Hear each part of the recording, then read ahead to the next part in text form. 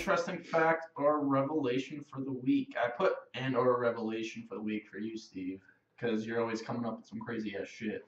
That just makes me drool on myself. Like,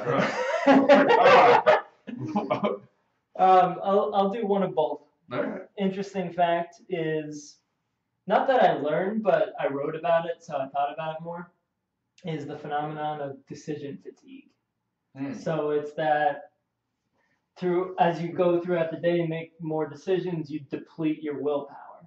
So at the end of the day, you're more likely to make bad, quote unquote, bad decisions. Well, that's the Life's Little Instruction book. Nothing good happens past midnight.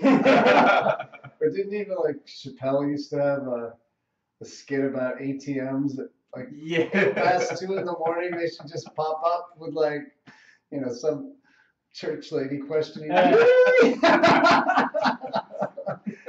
But yeah, no, I sense it myself. Like a lot of times earlier in the day, I'll have thoughts like tonight I'm gonna, and then the night comes along and I'm just totally douched. I'm like, that was a good thought this morning, but not anymore.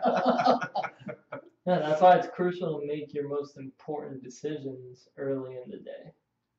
Or at least do the most important tasks as well before your decision fatigue. Reactive emails that you might want to do at night.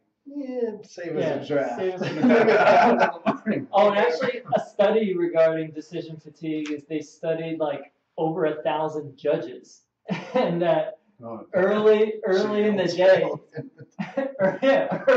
day, everyone would get favorable hearings and favorable decisions, and then like right before lunch, they would start getting like some harsh judgments, and then and then after the judge would get back from his lunch break, it was back to the favorable decisions, and then at the end of the day, it was just like you do not want to be in front of the judge at the end of the day. Yeah, that's when decision fatigue sets in.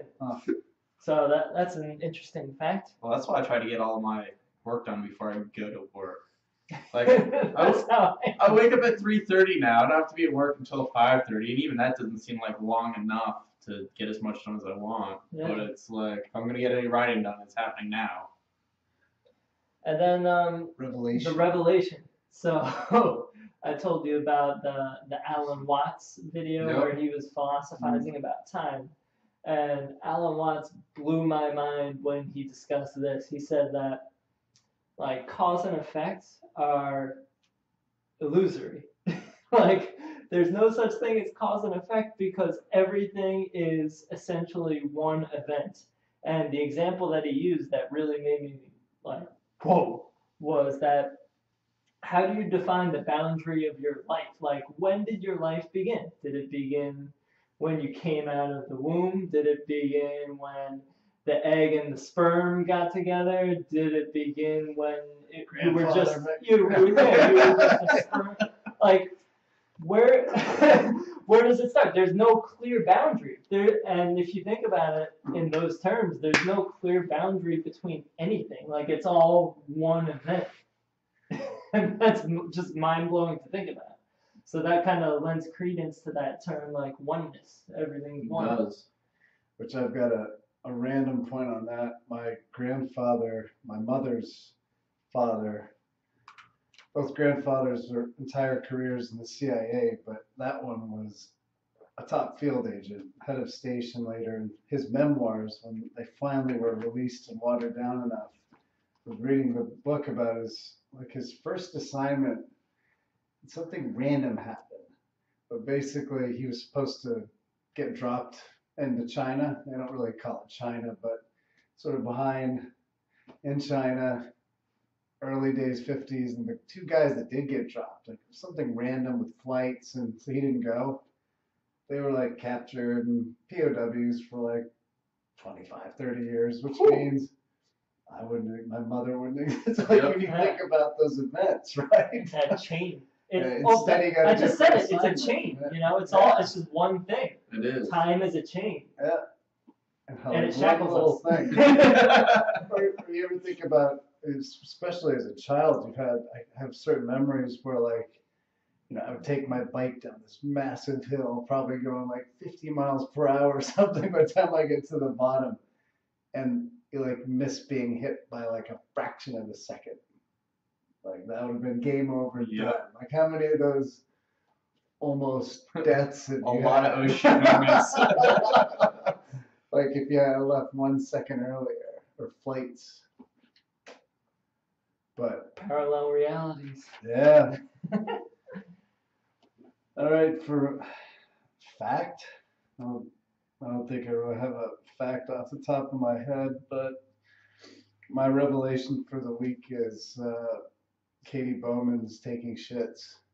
Like, as in you definitely, the squatting position, just putting what is it, the squatty potty? Squatty potty? Yeah, I've just been using random stuff to like elevate the feet. Elevate the feet, man. Just hug the legs. I don't know what I've missed my whole life, man. And I tried Steve's. We've discussed it, the Tai Chi, like doing the bridge. Letting the chi circulate. At the point of orgasm? Yeah. Unfucking believable.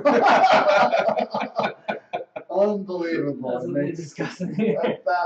That's the multi-orgasmic man. Circulating the chi. The orgasmic sexual energy. It takes it to another level. Yeah. Yeah. I was like, that's a good revelation. That's a revelation, yeah. And then last night, I befriended this guy that owns a great winery in Sonoma, and he and his wife.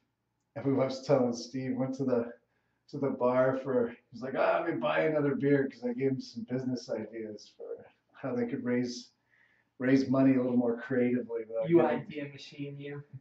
When it comes to that stuff, I usually am. So he's been wanting to buy me drinks every night. And we go to the bar, and he's telling me about his wife and how we're just talking relationships. And I know the bartender, and she's a married woman, and so I bring up this point. But it was like, he was really into it, she wasn't so much. I was like, it really makes a difference when you come. If you do that. Didn't go over well. Just trying to help you out, people. Yeah, I don't get that whole taboo with sex, and some people just walk up. So natural. Repressed. Puritan nature of it's awful. America, society. Yeah, you'd probably get arrested in the South for that. Bunch of what boy are you talking about? That's illegal. It's so ridiculous because it's such an intrinsic part of our nature, and if you cover that up and you try to repress it, it's going to come out in other ways, in those dysfunctional ways. Yep. So that's why in this society where everything's schoolgirls. Yeah, like everything's suppressed, so like it comes out in some crazy dysfunctional ways, like porn addictions and pedophilia and like all kinds of perverted sexuality comes out because of that. People were just encouraged to express themselves for day one. You wouldn't have all those problems. That's another tangent that we'll get into another time. All right. Maybe next week. I got some topic ideas regarding that. Yeah, you'd host. All right. You'd host.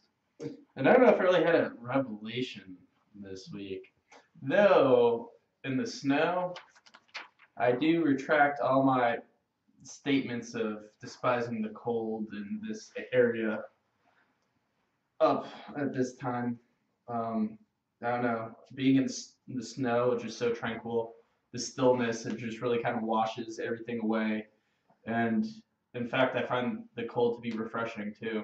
It really is a breath of fresh air, and you just kind of, it seems purer than the summer heat with all the humidity. And oh, that reminds me of a fact. I read this like over the summer that the temperature most conducive to happiness is 59 degrees. Really? Which is probably like the average year-round temperature in the Mediterranean. Or Northern California. And on top of that, the most conducive to deep sleep is about 60 to 65 degrees. Huh. So I gotta find a place that's always around 60 degrees.